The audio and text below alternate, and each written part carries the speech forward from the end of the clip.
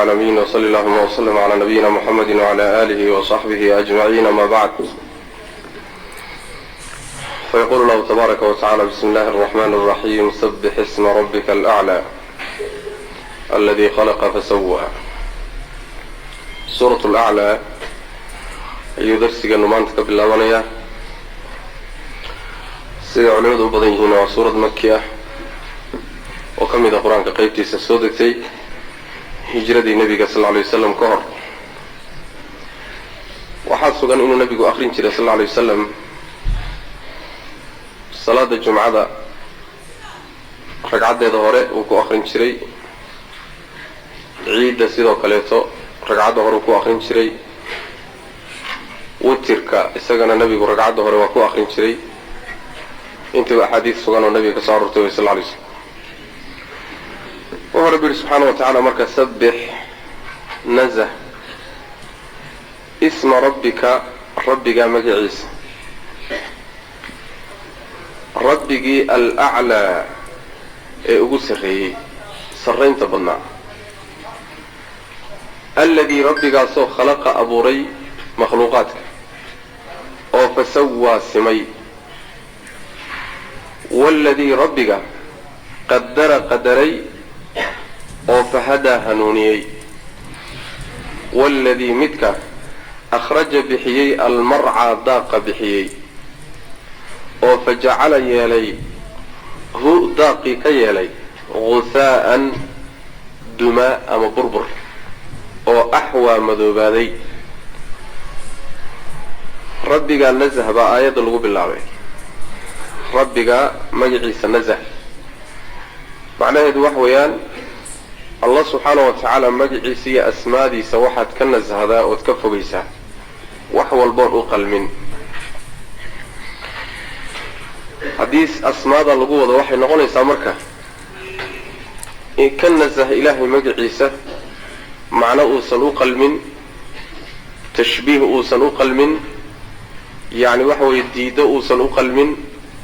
وحكست أوصل أقل من إلهي مجعيسة كفوا بيه. ربك سوامتك سريون أن لقى سرينون. وحسوك النبي صلى الله عليه وسلم آيات المركو أخرية إنه به جري سبحان ربي الأعلى. ونا أمر النبي صلى الله عليه وسلم اجعلوها في سجودكم سجود دين يالا النبي صلى الله عليه وسلم يعني سبحان ربي الأعلى سجود يالا سيدنا صامر نيبا يعني اجعلوها في ركوعكم سبحان ربي العظيم وإنك سوى شيئا تنوحوا يسجدون. الله سبحانه وتعالى ومتك أبو ري خلائق ذا كدبنا السمي سوى السمي معنى وحويان يعني وإكيه ودميستري خلقك أيو دميستري مدول بسيطو كوها بوناي إلهي أقر شيء أيو كو أبو ري ودميسترن. والذي قدر فهدى وحوي يعني مركو أبو ري مخلوق كستو مخلوقات كيسا كميدا وحو أقرشي وحبو أقرشي وحو سمين لها مددو تشوغي لها وحو عوني لها وحو عبي لها وحو كسبان لها والله قرشي والله قوندي مركو قوندي وقرشي كدبنا فهذا وكهنوني عد والبوحو أقرشي وتصوي معنا وتصي أو بري مخلوقات كأذر كيسان وحيالها أي سمين يا نورنن وانا وحوري اقرنايو اقدرنايو اقرشيسنا هذا اسلام marka mid walba wixii u qorshaysnaa iyo qaabkii loogu tala galay inuu sameeynaa xayawaanaadka duur joogta cayayaanaadka bini aadamka malaa'ikta qadara fahada waxa waa loo qorshay hadana qorshihii ilaahay subhanahu wa ta'ala u dajiyay ugu tala galay kii baa la baray oo macnaha loo cadeeyey oo la tusay kii baa lagu hanuuninaya macnaha qadara fahada saasaa laga wada allah weeye subxaana wa tacaala soo saaray daaqa soo saaray oo dhulka ka soo bixiyey kadibna markuu ka soo saaray kadib wuxuu ka dhigay ghusaa'an buu ka dhigay ghusaaga waxa weeyaan markii intuu daaqu u go'o marka hore wuxuu noqonayaa xaab buu noqonaya xaabka markuu noqdo dhulku ku daadanaya dhulka markuu ku daatay kadib wuxuu noqonayaa dumaa ama burbur buu noqonaya waa madoobaanaya marka axwa oo madoobaaday waa markay cabtu qabato oo biyuhu ku dhacaan oo isagii oo dhan uu madow isu bedelo way macna allihii shalay markuu soo baxayna isagoo qurux badan oo cagaaran soo saaray maantana halkaa ku dambaysiiyey oo ka dhigay burburkaas haddana madoobaaday allahaas weeyaan midka laydin leeyahay magaciisa nazaha oo u tasbiixsada macnaha sabbix nazah isma rabbika waxaa la dhihi karaa sida ibnu lqayim caleyh raxmatullahi uu leeyahay sabbix nazah isma rabbika naatiqan xaalaa tahay mid ku hadlaya isma rabbika rabbigaa magaciisa adigoo ku hadlaya rabbigii alaclaa ee ugu sarreeyey sarraynta badnaa alladii rabbigaasoo khalaqa abuuray makhluuqaadkao dhan oo fasawaa simay oo dhammaystiray waaladii midka qadara qadaray makhluuqaadka wax u qadaray oo u qorsheeyey wixii ay samayn lahaayeen cuni lahaayeen ku kici lahaayeen oo fahadaa hanuuniyey oo mid walba wuxuu u qorsheeyey ku hanuuniyey saas maana ayib qaabkay u tarmi lahaayeen maalan waxay la mid tahay rabbuna aladii acطaa kulla shayin khalqahu uma hadaa mid walba abuurkiisii buu siiyey kadibna ilaahay wuxuu ku hanuuniyey wixii uu adduunkan ka qaban lahaa qaabka ay u tarmaan waa kala gedisanta qaabkay noloshooda iyo risqigooda u raadsadaan waa kala gedisanta qaabkay u xaroodaan oo godka u galaan iyo meelahay ku xaroodaan waa kala gedisanta qaabkay u neefsadaan waa kala gedisanta yacni waxa weeyaan isku mid ma aha haddana mid walba waxa uu samaynaya iyo qaabka uu u nool yahay waana wax la qorsheeyey haddana waa la tusayo ilaahay baa ku hanuuniyey subxana wa tacala fahada saas macna waaladii midka akhraja bixiyey almarca daaqa bixiyey oo fajacalahu ka yeelay markuu bixiyey kadib ghusaa'an dumaa ka yeelay ama burbur ka yeelay axwaa oo madoobaaday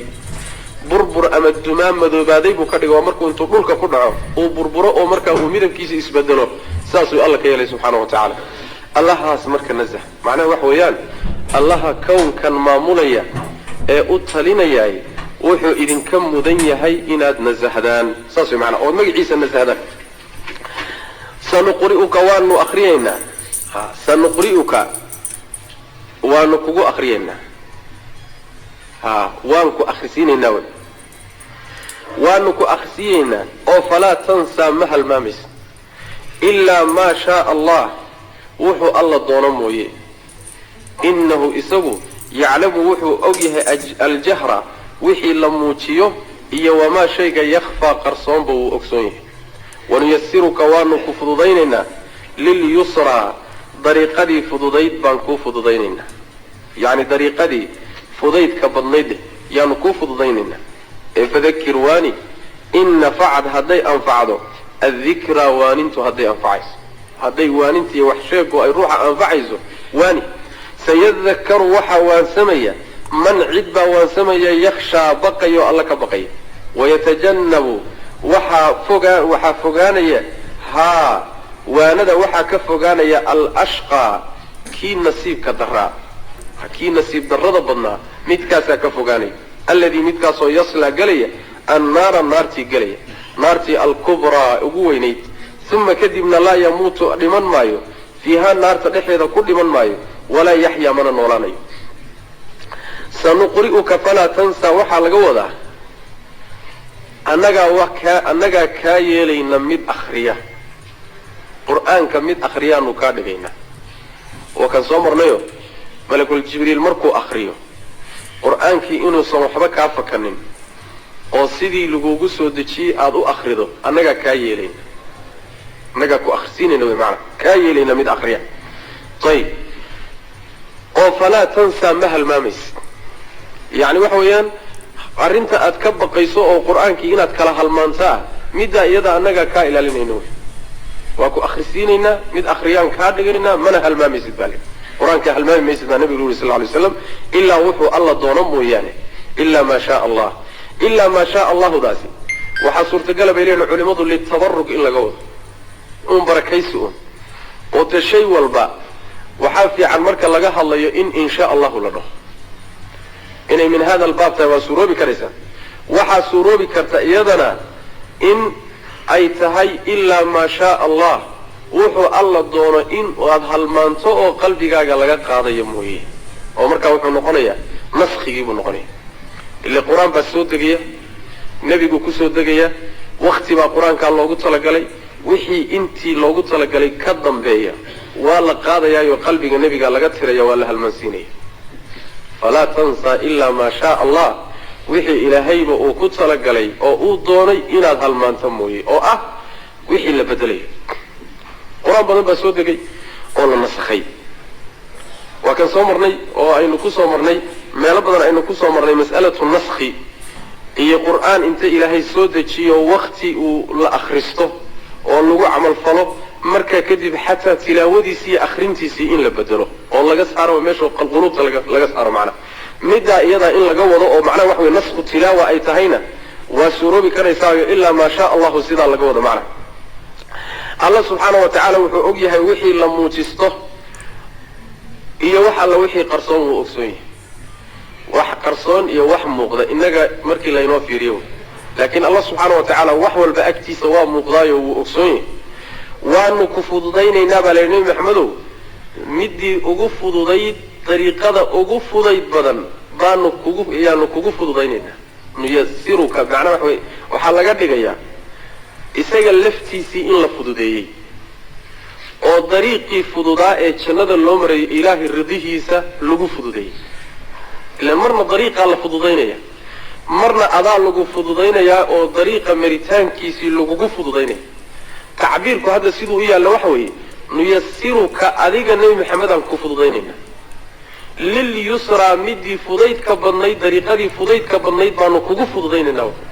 oo dariiqada ilaahay ridihiisa iyo jannadiisa iyo lagu gaadho ka wahsan maysid ka gaabin maysid kugu cuslaan mayso maxaa yeelay waa lagu fududeeyey oo dariiqadaa lagugu fududeeyey macna saas weeyaan waani baa la yidhi dadka oo wax u sheeg oo u caqli celi haddii ay anfacayso wayawaanada iyo wax sheegku haddaad isleedahay ruuxani waxbuu qaadanaya oo waanada wuu kaa yeelayaa wax u sheego waani baa la yidhi dadka u caqli celi waxa waansamayo waanada wax ku qaadanaya cidda baqayso allah subxaana wa tacaala iyo aakhara ka baqaysa kaasaa waanada ku intifaaco ka faa'iidaysanaya waxa waanada ka fogaado oo ka durkoon waxba ku qaadanin yacni waxa weeye ka nasiibka daran ka nasiib darnaanta badan yacni dhurdarnaanta badan dadka ninka ugu nasiibxun oo ugu dhurduran oo ugu macnaa waxa weye ugu inkaar badan waa midka aan waanada iyo wax sheega iyo caqli celinta aan waxba ku qaadanin si walba haddii loo waaniyo tiisuu ka wadanaya wax ay waanadu ka bedelaysa ma jirto haddii 100 ayadood lagu akriyo 100 xadiis lagu akriyo si walba dhinac walba laga maro meeshiisii buu taagan yahay midkaasi waa midka adoomada ugu nasiib xun uguna dhurdaran way macna saas weeyaan Allah subhanahu wa ta'ala tilmaam saas ka bixinay kaas macna waxa weeye ugu nasiib daran ama ugu nasiib darnaanta badani waa midka naarta ugu weyn gali doono way naarta naaraha ugu weyn laana waxa weeye naaraa jiro naaruhu waa si kala daran marka naarta ugu weyn buu gali doonaa kadibna naarta markuu galo dhiman maayo noolaanna maayo dhiman maayo hada waxa weeye wuxuu ku dhinto waa hayaa oo cadaab haddii dhimasho uun heli karo lagu dhiman lahaa oo dhimasho keeni kari lahaa waa hayaa dib waa haystaa lagu dhinto laakiin dhimashadu ilaahay gacantiisa ku jirtaa ma dhimanayo nolol qumanna ma noolo oo nolol silicu nool yahay ilaa marbayba dhimashadu ay tahayba yacni waxa weeye farda kula cararta dhimashadan hadda macnaha waxa weeye aynu ka cararayna wax inugu yimaadaba aynu ugu necebnahay markaa waxay noqonaysaa iyadiibaa waxay tahayba yani waxa weeye wax ay jecel yihiin laakiin ayna heli karin ma helayaan nolol fiicanna ma noolaanayaan geerina ma dhimanayaan way macna sanuqri'uka yani mid akhriya ayaanu kaa yeelaynaa oo waanu ku akhrisiinaynaayo mid akhriya qur'aanka ayaanu kaa yeelaynaa oo falaa tansaa ma halmaamaysa annagaa kuu ballan qaadnay inaadan halmaamin ilaa maa shay mooyaane shaaa uu doonay allahu alla uu doonay mooyaane oo markaa in lagu halmaansiiyo lagu talagalayo la nasakhayo qur-aan ka midoo la bedelayo markaa lagaa qaadayo qalbigaaga laga tireeyo mooye innahu alle yaclamu wuxuu og yahay aljahra wixii la muujiyo iyo wamaa shayga yakfaa qarsoon buu ogsoon yahay iyo wamaa shayga yakfaa qarsoonaanayo addoommada ka qarsoon addoommada qaar ka mid a wixii ka qarsoon ilaahay agtiisa qarsoodi maaha wanuyasiruka waanu ku fududaynaynaa lilyusraa dariiqaday fudaydka badnayd ayaanu kugu fududaynaynaa oo dariiqada fudaydka badani waxa weeyaan waa dariiqada khayrka waa dariiqada daacada waa dariiqada tawxiidka waa dariiqada sunnada dariiqadaasi ilaahay jannadiisa iyo radihiisa lagu gaadha ayadaa waxay tahay midda fudaydka badan dariiqada naarta iyo cadhada ilaahay lagu gaadhay ee shirkiga iyo bidaca iyo macaasidana dariiqadaasina waa dariiqada adayga badan waa u tegi doonaa lilcusra waa dariiqada xulayska badan midda ayada fadakir waani baa layidhi in nafacad hadday anfacayso addikra waanadu hadday anfacayso maxaa shardigaa loogu xidhay haddii aad malahaagu u badan yahay ruuxani inuusan waano wax ku qaadanaynin dee waqti iskaga lumin maysa haddii malahaagu u badan yahay inuu macangeg yahay oo garmaqaadso yahay oo uusan waxba waanada wax ku qaadanaynin markaas hade waxa weeyaan waa faa'iida darro wey markaas ruuxaad isleedahay ama wuxuun ixtimaal un ay suuroobi kartaa inuu wax qaato kaa isagaa waani baa leh sayadakaru waxa waansami doona man cid ayaa waansami doona yakshaa baqaya oo ilaahay iyo aakhare ka baqaya wayatajannabu waxaa fogaan haa waanada waxaa ka fogaanaya alashqaa kii nasiib darrida badnaa kii ugu nasiib darraay ugu nasiib xumaa midkaa ayaa ka fogaanaya alladii midkaasoo yaslaa gelaya annaara naartii alkubraa ee ugu weyneyd naaraha waa naarta aakhare uma kadibna laa yamuutu dhiman maayo fiiha naarta dhexdeeda oo ilaahay baa dhimashada u diidaya si uu cadaabka ciqaabtiisa ugu jiro walaa yaxyaa mana noolaanayo nolol quman oo la sheegana ma noolaanayo nolol silicu noolaanaya wey qad aflaxa waxaa liibaanay xaqiiqe man cid ayaa liibaanay tazakkaa isdahira man cid baa la liibaanay tazakkaa isdahira oo wadakara xusa isma rabbihi rabbigii magaciisa xusa oo fasallaa tukada bal iskaba dhaaf tu'tiruuna waxaad dooranaysaan alxayaata noloshii baad dooranaysaan noloshii addunyaa ee dhawaanshaha badnayd walxaal alaakhiratu aakharana khayrun ay tahay midda khayrka badan oo abqaa tii joogid badan ay tahay tii baaqiidnimo badan ay tahay ina haadaa kani lafi suxufi waraaqihii dhexdooduu ku sugnaa alulaa ee horraysa suxufi ibraahiima ibraahim waraaqihiisii iyo wa muusa iyo muuse iyo ibraahim waraaqahoodii buu ku sugnaa